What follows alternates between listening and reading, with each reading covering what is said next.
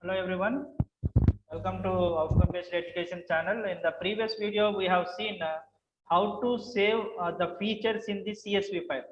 We have used the CSV file and writer object to save these features into CSV file, and finally we have used the write row method. Okay, and in the previous video, we have saved only the features, but for supervised classification of any image dataset or any other dataset, we need the output labels also. The output labels we already shown here in the labels list. We have created a empty labels list and we have appended all the folder names to the labels list. So we need to store the labels also along with the features. For that, what we need to do is one small modification we have to do. For the previous example, I location we have taken, and after that, when we are writing our features, our features are there in the features variable. Okay, our features are there in the features variable, features of 0. Okay, so now what I did is I have converted these features into the list. Two list function I have used. Now the ff variable is holding all the 48 features what we have done in the previous example, and I am appending these 48 features with the labels. So the label of I, for example, first the I will start with the 0. I will start with the 0. So labels of 0. In the list of labels, we are having first label. Next I will be incremented. Next second label. Next third label. Like that from 0 to 999, because total 1000 labels are available in our labels list. So along with this 48 features, we will also have output label from 0 to 47 are the features, and the 48 column is going to be a output label, whether it is this feature is belonging to aeroplane or this feature is belonging to any other basketball, like that. Okay, so now we will run this program. Here I am deleting the old CSV file. Now we will get the new CSV file along with the output labels. Okay, but for running all these gray level cochrane matrices and extraction of features will take some time. So that is why it is taking few seconds, like 1 minute minimum it will take. So we know very well after extraction of the features what to do. So we need to load the database, then we need to do the pre-processing like standard scalaring, and then we have to apply some machine learning model, or we have to do the dimensionality reduction. Okay, so after execution of this, we will load the database. Now in between, meanwhile, we will see how to load the database, because the feature extraction is going here, it is running still. So we'll see how to load the database. For loading the CSV, we are using the pandas module. So import pandas as PD, and if pandas is very easy to handle any CSV data. So you can use PD dot read CSV function. So this PD dot read CSV, and you have to give which CSV file you want to read with the location. If the CSV file is there in the same folder, then you need not no need to give any path. But if it is there in any other location, then you have to give with the path. So still it is running. This header is equal to none. This header is equal to none means the first row of the CSV file, it will take it as a header. For example, if I am storing this information like this, so 0th feature is contrast, homogeneity, energy, entropy, like that. I am giving some header, what kind of feature it is, like that. Then the first row it will ignore as a header if you give header is equal to none, because in my CSV I have not defined any header. So I don't have any header like what kind of feature it is. So still it is executing. So after that, we are using the feature DB. This feature DB variable is a data frame. So the data frame is created by the pandas after reading the entire CSV file. So in this data frame, you are holding all the information. So now if you want to show some information, you can use the head function. So head function will start from the starting of the CSV file. If you go to tail function, it will show from the ending of the CSV file. Okay, starting of the CSV file means from the 0th location it is starting. From the if you use the tail function, it will use ending of the CSV file. Okay, so here the program execution is completed. Now I will show this features, new features CSV. So in this new features dot CSV file, see these are all the features we have developed feature DB. Okay, so here you can observe labels also we have stored right now: airplane, baseball field, basketball court, like that. Okay, now you want to read this data, then you have to execute this. You have to execute this pandas module.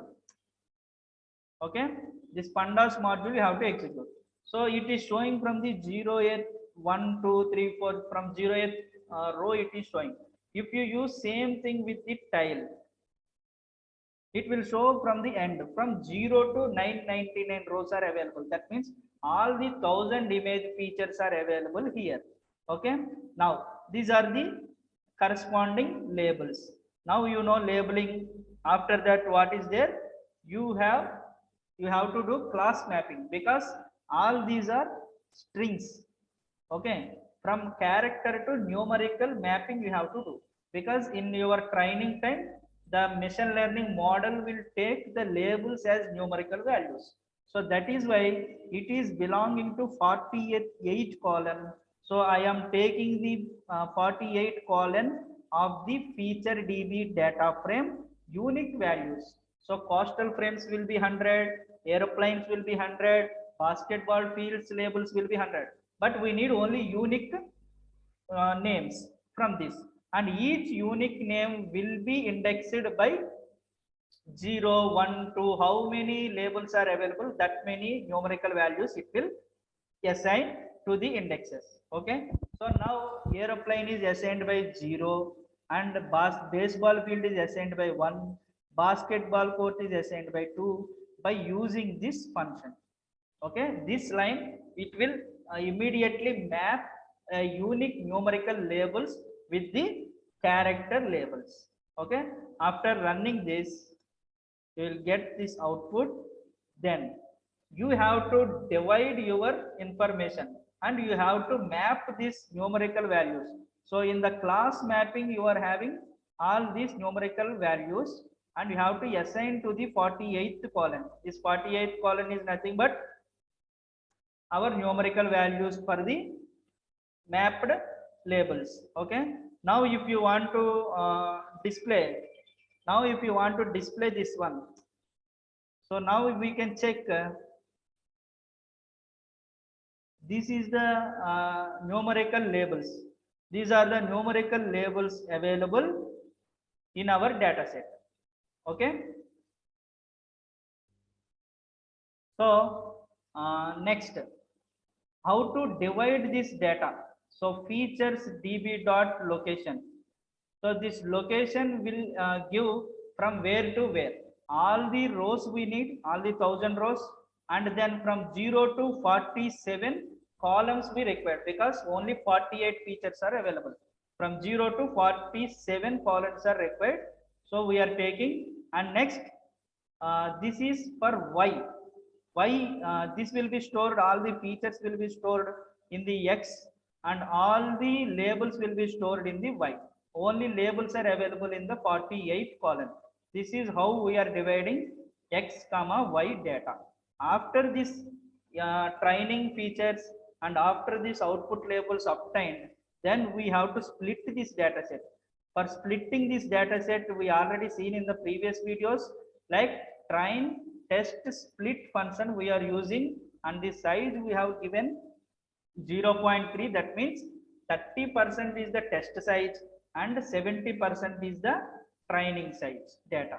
So the accordingly x comma y data will be divided, and 700 rows, 700 image features will be stored in x train, 300 image features will be saved in x test, and 700 labels will be stored in y train, 300 labels will be stored in y test. This is what will happen if you run this line. After that, we have done the standard scalar. The standard scalar is normalizing the data set, training and the test data set. So based on this, what will happen?